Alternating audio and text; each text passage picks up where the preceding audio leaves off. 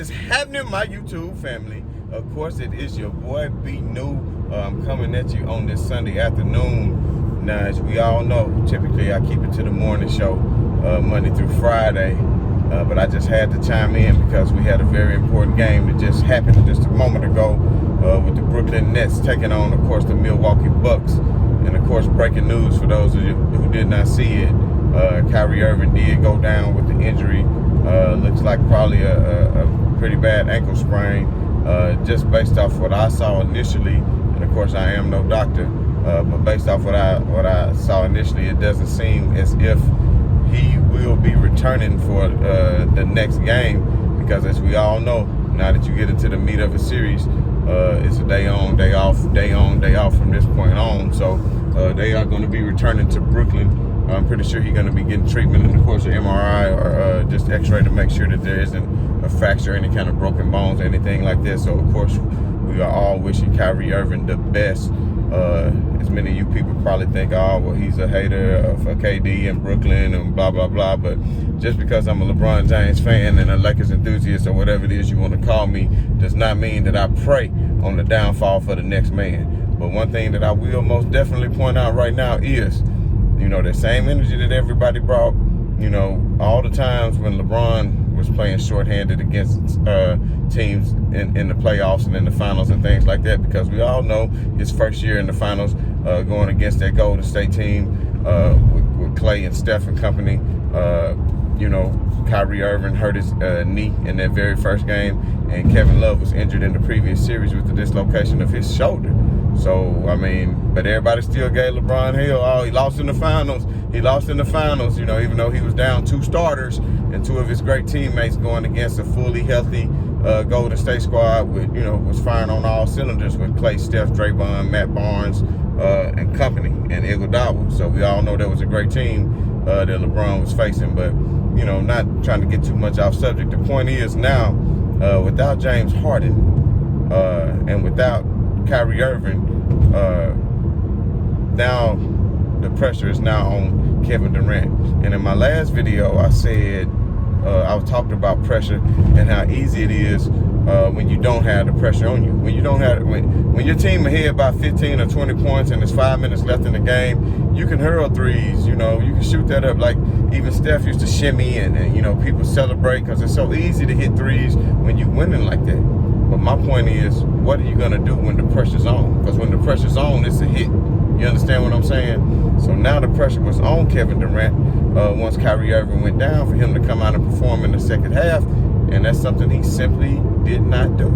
I want to say, what was he? 9, maybe 10 out of 28 shots. Shot maybe 35, 36%. He was 1 out of 8 from 3-point range. That's simply not going to get it done. And it seems as though time and time again, Milwaukee was leaving the game in the balance, allowing them to get back into the game. You know, and Jeff Green has returned. One thing I did notice, Blake Griffin did not return. He played, you know, like the middle of the third quarter. You never saw him again. I don't see where he was injured, but maybe Coach Nash was just trying to go with something different to kind of gain a spark. I did notice when they cut it down to 12 or 13, there was only 5 minutes left in the game, and he was about to bring in the substitutions.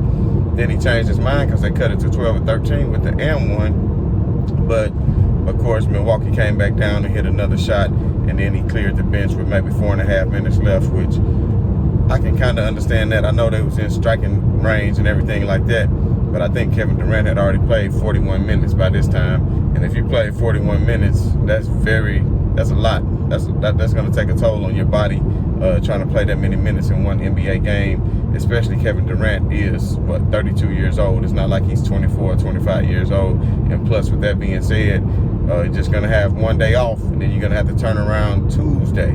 So now on Tuesday, we are really going to see if, you know, if the proof is in the pudding, so to speak, for Kevin Durant, because, you know, you left OKC when you was down.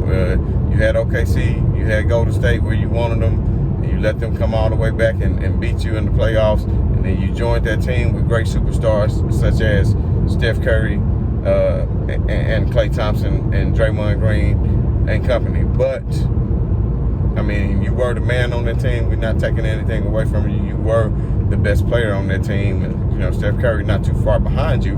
But at the end of the day, when you can look over and see you got Steph Curry that you can pass it to, or you look over and you see you got Klay Thompson, these are probably two of the best shooters all time in the history of the association as far as percentage-wise, open look-wise. We know what Klay Thompson capable of doing. He scored 36 points in 1 quarter. So we know he's capable of getting it cooking. So now you left and you went to Brooklyn because now you got to go get that respect. Kind of like in the Rocky movie, you know, when Tommy the Machine Gun ended up getting that championship, but he didn't beat Rocky for it. The title was vacated, so he beat Union Kane. Nobody cared about that. So you was a paper champ. So like, okay, now you won these ships out here with Golden State. So now let's just see you get it on your own. So you teamed up with Kyrie. Look, nobody had a problem with that. That's a dynamic duo. I've been speaking on dynamic duos for years. It takes at least 2 great superstars to win a championship in the NBA, and we all know that. It takes 2 great superstars, and I've been saying that time in and time out, whether you look at all throughout the history of the league, whether you look at a Magic and a James Worthy, or you look at a Isaiah Thomas and a Joe Dumars, if you look at a Michael Jordan and a Scottie Pippen, or you look at a Kobe and a Shaq, no matter what throughout history, every team that has won a championship, there has been a dynamic duo involved, even let's you say a Tim Duncan and a Tony Parker. And then you sprinkle in the people like Patty Mills and a Manu Ginobili and some of these great players that help out. You know, you're always going to have good role players that need to contribute at certain times. But at the end of the day, you need 2 great players. So nobody was really upset that Kyrie Irving and Kevin Durant teamed up to form a squad because, you know, LeBron and AD, that's a great dynamic duo. So that'll be great to see. But then you went and added James Harden. And then a lot of people, including myself, would say that made that into a super team because now you have 3 megastars on one team. So now you have 3 megastars on one team, then it makes it a whole lot easier and less competition for you, and then you don't have as much pressure. Kevin Durant, you missed 26 games down the stretch, and yet your team was still number 1 or number 2 in the conference or in the league because of the talent that was still there in a former MVP in James Harden, in a great player who's hit big shots in finals and won a ring with LeBron James, that and a Kyrie Irving. So with all that being said, it was time for you to answer the bell. It was time for you to answer the bell, Kevin Durant, and you did not answer the bell. But I'm not going to knock you for it because I know a lot of times, you know, during the game, you know, you can lose momentum and then you see your brother, you know, go down. And then when you see your brother go down, it's hard on you. Then it's tough for you to come back mentally from that because you wonder how hurt he is, what's going to go on. And, you know, I'm not going to make any excuses, but we seen Anthony Davis go down and then the Lakers just play like complete trash. So we'll give you this one. But come Tuesday night, it will be no excuse for you, KD. Because come Tuesday night, you're going to have to prove your worth and prove that you are the superstar that everybody says that you are, which I take nothing away and say that you are not that superstar. But are you capable of leading a team on your own? And as much as people want to talk bad about Russell Westbrook, he was a hell of a player and still is. And you saw the run that he put the Washington Wizards on at the end of this season. But at the end of the day, when you all alone, let's just see what you can do by yourself.